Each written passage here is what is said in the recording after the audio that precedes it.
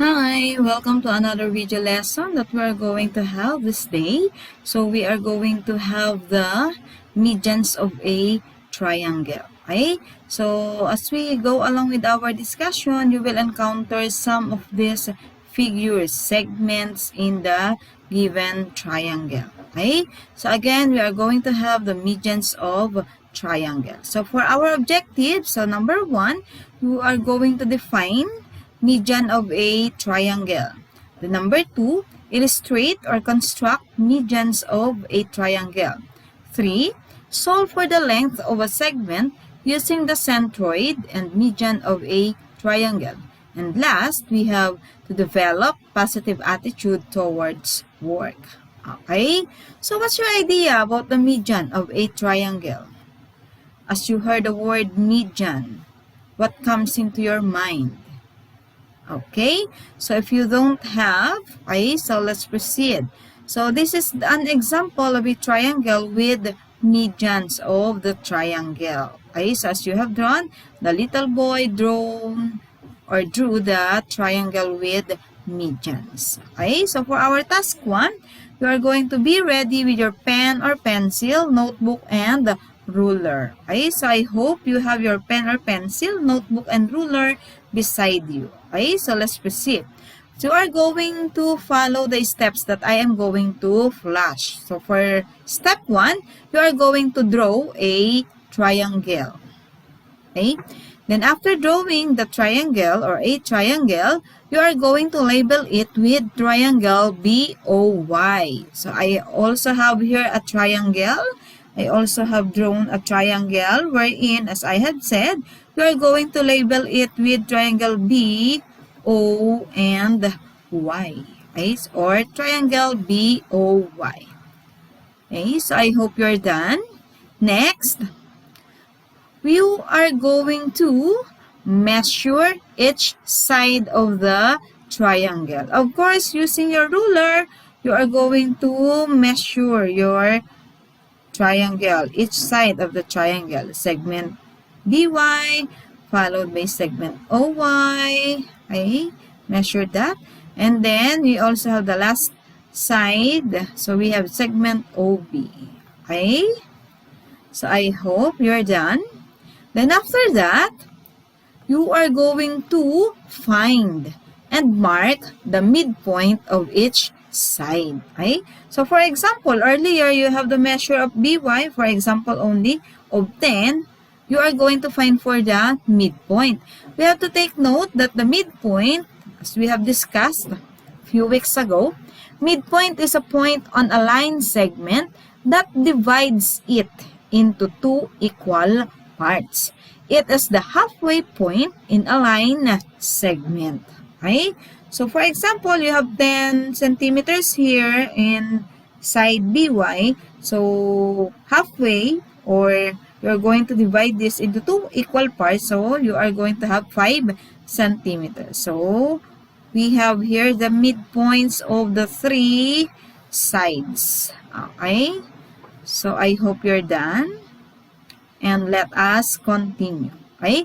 For your task 2, okay, using again your ruler, okay, you are going to follow again the steps. So, for number 1 again, you are going to draw a line connecting point B. So, as you have here, point B, okay, to the midpoint on the opposite side. So, I have here the line.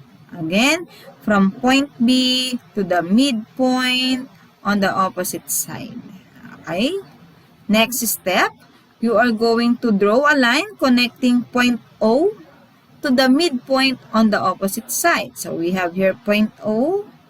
Okay? So, you are going to start here and you are going to draw a line to the midpoint on the opposite side. Okay. So, there we have it. And then, we have the last step, okay, wherein you are going to draw a line again, connecting point Y, okay, so the last vertex, to the midpoint on the opposite side again. Okay, so we have here the midpoint on the opposite side, so draw a line. Okay, so I hope you're done. So what can you say about the segments that you have drawn?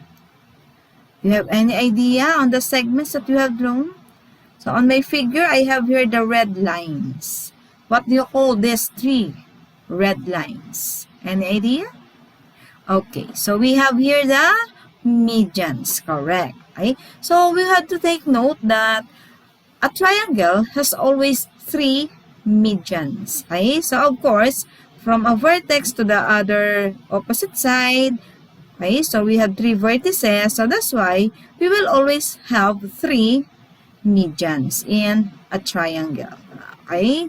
So, again, when we say median, it starts at a vertex and ends at the midpoint to the opposite side. Okay? So, here are the examples of the median. Again, the red lines. Wherein, we have the so-called centroid. Okay? So, on our figure, we have here the centroid. So, when we say centroid, okay, so we have here the intersection of the three medians. Okay? So, again, here is an example of the centroid, another triangle. Okay?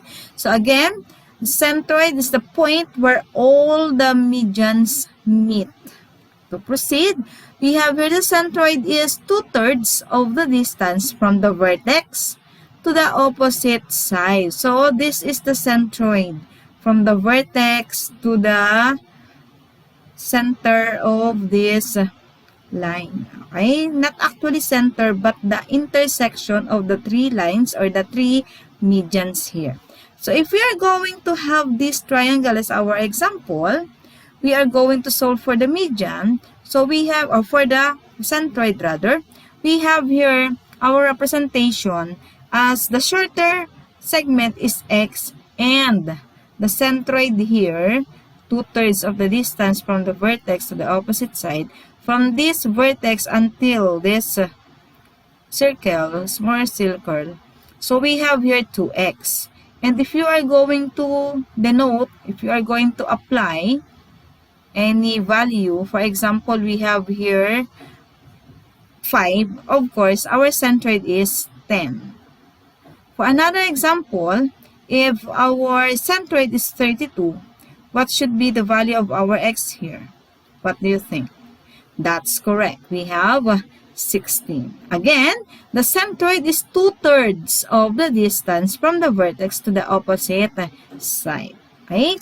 And another thing about centroid, the centroid is the center of balance for the triangle. You can balance a triangle on the tip of your pencil or pen if you place the tip on the centroid. So if you're going to draw, a triangle with three medians, cut it, and you are going to place the centroid at the tip of your pencil or pen, so you can balance your triangle because you have the centroid. Okay? So how are we going to have the medians of any types of triangles? So let's have this one. Again, median of a triangle is a segment whose endpoints are the vertex of a triangle and the midpoint of the opposite side. So we have here the midpoint, and since they are, or this is a line from the vertex to the midpoint, we may say that these two sides, okay, or these two line segments are equal or congruent. Okay, so that's why I have there the tick mark. Okay, another thing, another example is about the median of obtuse triangle. So we have here the first median, as we have AF, and then the second one is, okay, so we have here median or segment CE, and the last is on the last vertex, so we have here the segment BD. Okay, so again, take note that we have the point of intersection where the three medians meet, and this is the point of concurrency P, or what we call the centroid. Okay, so the medians again of a triangle intersect at a point that is 2/3 of the distance from each vertex to the midpoint of the opposite side. So if you are going to use this triangle, obtuse triangle, if P is the centroid of triangle ABC, then AP, this one, AP, is equal to 2/3 of AF. Okay? Then, we have CP, so from the vertex C until P, is equal to 2/3 of CE. Okay? The whole median. And last, we have BP is equal to 2/3 of segment BD or the median BD. Okay? So that is all about the centroid. So if you are given here 5, FP is 5. So again, P is the center of triangle ABC. If your PF or FP is equal to 5, find AF. Okay, so from this vertex A to F and then AP. So what do you think is the answer? So our AF is, you have to analyze. So again, PF is 5. What is the value of your AF? That's correct. We have 15. How about the value of our AP? That's correct. So we have 10. Okay, so that's good. So let's have here another example of the median of acute triangle. So we have here the first median. We have the segment C. The second median, we have the segment BD. And the last median of this triangle is segment AF. So again, we have the point of concurrency P or the center. Okay? So let's now have here the median of right triangle. So we have here the first median is AD, followed by the second median, which is BF. And the third median is, we have the segment C. Okay? So again, we have the point of concurrency P or the centroid. Okay? So the three medians of an obtuse, okay, so obtuse triangle that we have before, then acute and right triangle always meet inside the triangle. Okay? And again, the point of intersection where the three medians meet is what we call the centroid. Okay? So let's try. Let's try to answer the following questions on the presentation. Which line is the median? Is it line A or line B? What do you think? That's correct. The answer is line A. Next, we are going to fill in the blank with the correct term. Use the accompanying figure. So we have here the triangle, okay, with additional information. So it is said that if S, so we have here point S, is the midpoint of segment YA. So again, take note of segment YA here. Then, ES or segment ES is a blank of triangle YEA. What is the correct term here? For you to complete the statement correctly. That's correct. We have median. Okay, so again, ES is a median of triangle YEA because S is the midpoint of segment YA. Is correct. Next, in triangle ABC, one of the median is blank. So is it segment AD, segment BE, or segment CF? What do you think? That's correct. We have segment BE is correct. For number 4, let us have if GF, okay, so we have here GF, okay, so from G to F, we have 15, okay, so let's have the illustration. Then, KG equals what? So you are going to find for the length of KG. So what should it be? That's correct. We have 30. Next, number 5. If JG, okay, so we have here JG is 10. Then, JE, okay, so JE is what? That's correct. We have 15. Very good. Next, number 6. If JL, okay, so we have here from J to L is 22. Then, FL, okay, so applying what you have learned. We're going to apply the correct value. Then, FL is equal to Correct. We have 11. Okay, and for the last example, so we have here binomial. It's quite tricky. So find x if kg equals 7x plus 1 and gf equals 2x plus 5. Okay, so how are we going to solve this? What do you think? Okay, so we have here kg and gf. Okay, so if we are going to analyze the given figure, kg is our 2/3 or our centroid, and then gf is only 1/3 of the median. Okay? So for us to solve this, we may have 7x equals 2 times 2x plus 5. So again, if we are going to recall our example earlier, if this is our x, so this one will be our 2x. So that's why we are going to multiply 2x plus 5 by 2 or double 2x plus 5. Okay? So you will have here to use distributive property on this part. So you will have, yes, distributive property because of the open and close parentheses. So you will have 7x plus 1 equals 4x plus 10. And then you are going to use addition property of equality. That's why you will obtain 7x minus 4x equals 10 minus 1. Then you are going to solve. So 7x minus 4x is 3x. 10 minus 1 is 9. And then divide both sides of the equation by 3. So the value of our x now is equal to 3. Okay?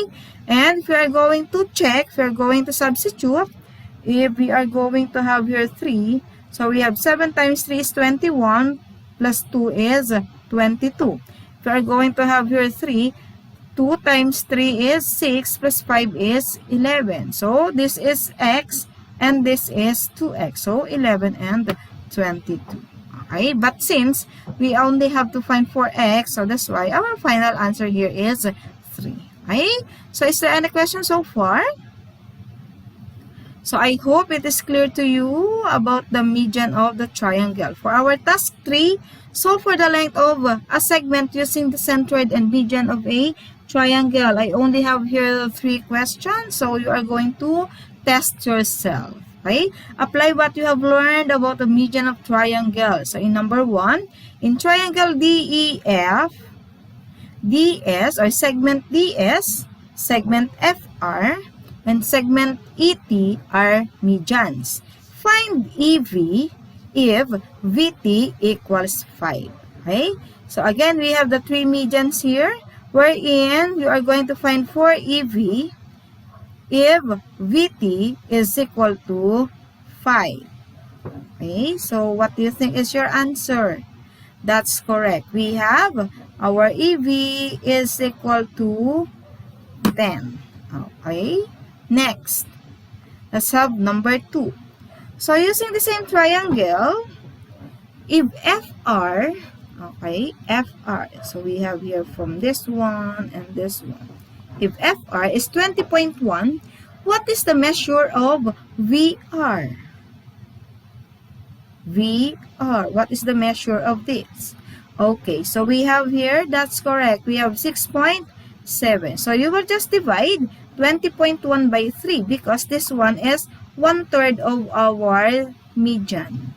Okay, so again, this is the representation of 2/3. Okay, so again, that's why we have here to divide 20.1 by 3, and that is 6.7.